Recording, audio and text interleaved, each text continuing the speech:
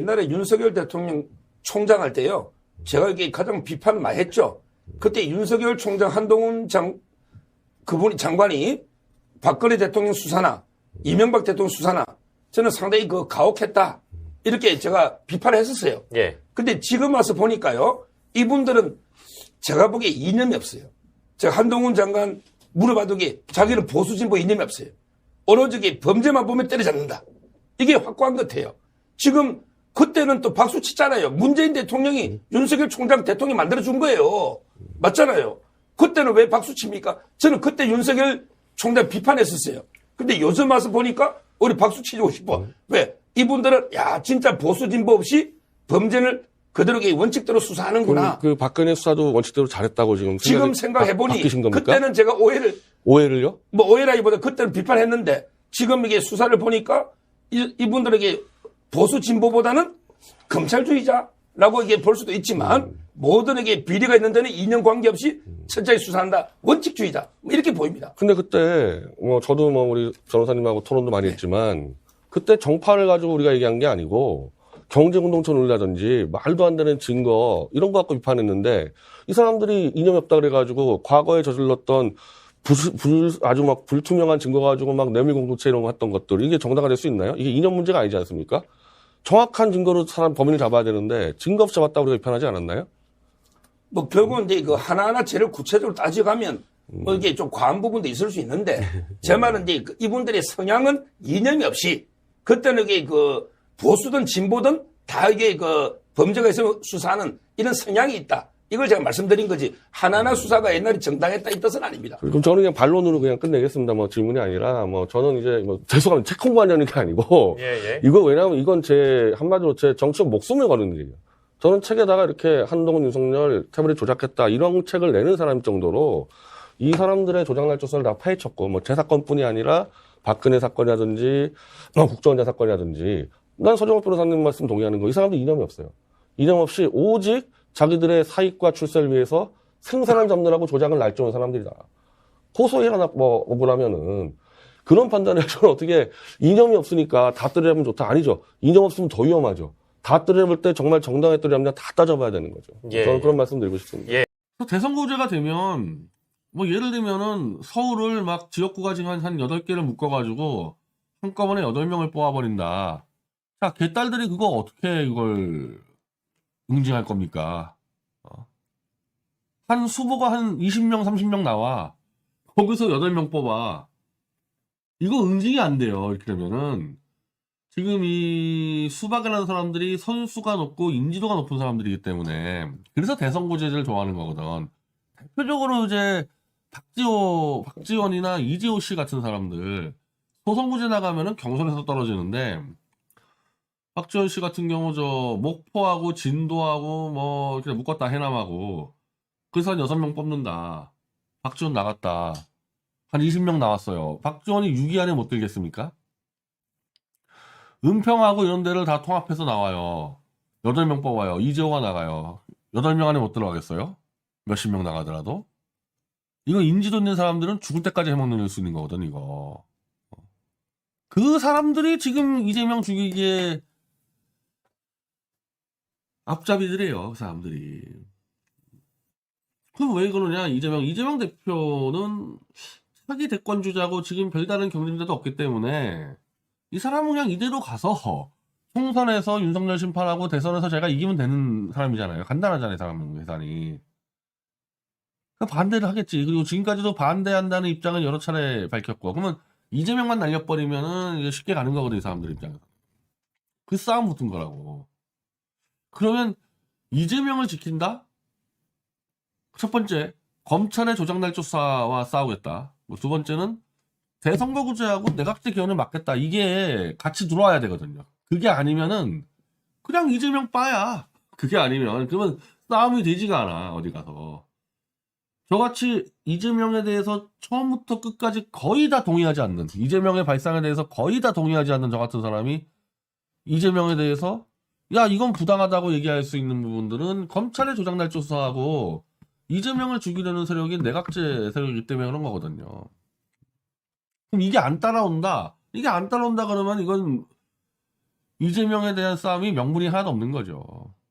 제가 지적하고 싶은 건 대표의 그 체포동의안을 부결표를 던지지 않은 가결이나 기권이나 무효표 던진 38명은 다른 배를 타고 있다. 윤석열과 같은 배를 타고 있다, 이 사람들은. 이 부분을 인정들을 하기 싫어하는 것 같아요.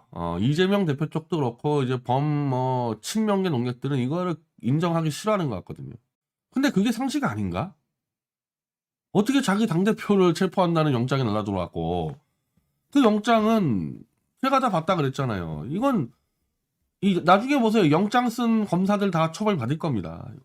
그럴 정말 조작과 날조에 가까운 영장을 보고도 부결표를 안 던진다. 그건 당연히 같은 편도 아닐 뿐더러 정의롭지도 않고 악의 편이죠, 악의 편. 악의 축 정권인 윤석열 정권 편이 아니고서야 그 영장을 보고 어떻게 저걸 부결표 안 던지냐 이거죠. 물론 이런 문제는 있잖아요. 야, 그럼 언제까지 이재명 대표 체제로 갈 거냐, 이거 이러다가 총선 망하는 거 아니냐.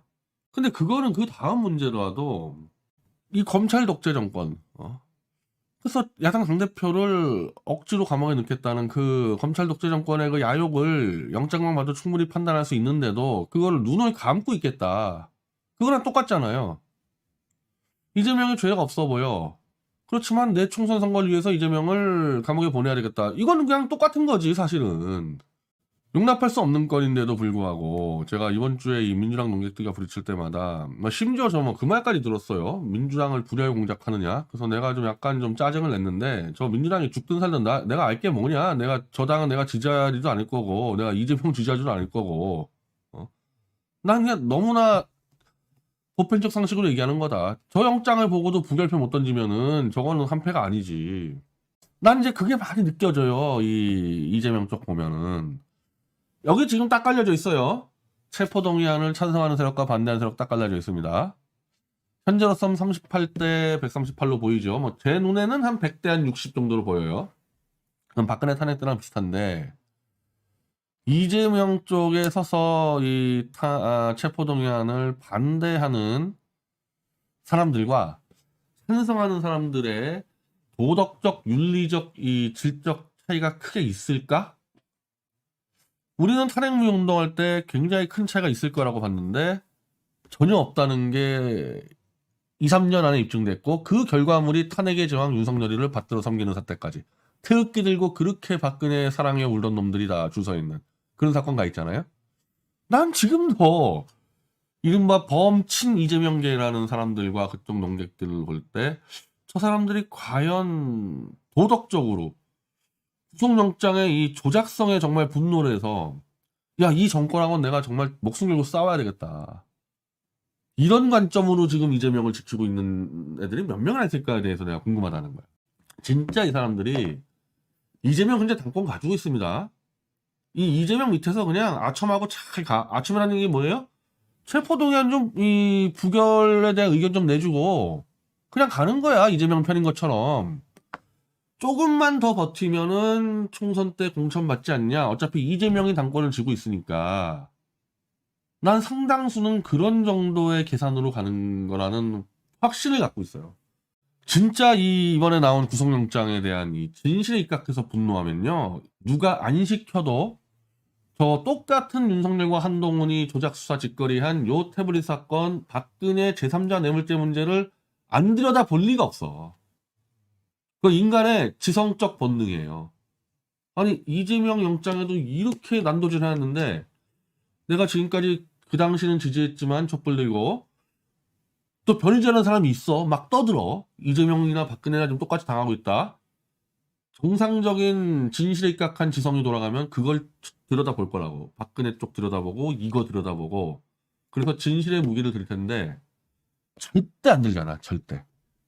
이재명 쪽에 있는 사람 자체가 절대 태블릿 안 들고 있고 박근혜 수사 들여다볼 생각 안 하잖아요. 그거 뭐 의미합니까? 가두리 안에서 진실로 승부하는 게 아니라 가두리 안에서 이재명의 당권 밑에 줄 서가지고 한번 해먹는 게 다야. 자, 그러려면 뭘 해야 돼요? 이 당이 깨지면 안 돼. 이재명 체제가 흔들려도 안 돼. 그냥 가야 돼, 이대로. 그래서 명백히 이탈해 있는데 38명이 이 현실을 절대 인정 안 하려는 거예요. 38명이 이탈했다 그러면은 오늘부터 이미 체포동의안 부결은 의미가 없어지는 거지. 38명이 뭐 가결 게임 끝나는 건데 얘들을 설득하고 뭐가 할 것도 없는 거 아닙니까? 그냥 가결 확정된 거잖아. 그러면 어떻게 해야 됩니까? 이미 국회 권력으로 못 막아. 그러면 진실 하나 들고 그냥 온몸을 불사르면서 전국을 다니고 박근혜 사건, 태블릿 사건 다 들고 싸워야 되는 거예요. 국회란 방어벽이 없으니까. 이 현실을 못 받아들이는 거지. 하기도 싫고 애초에 진실에 별 관심도 없고 이재명 밑에서 줄 서서 공천이나 받아먹고 싶은데 진실 투쟁하자 그러니까 겁도 나고 검찰하고. 그러니까 이걸 눈을 감고 있는 거예요. 이거 안 보려고.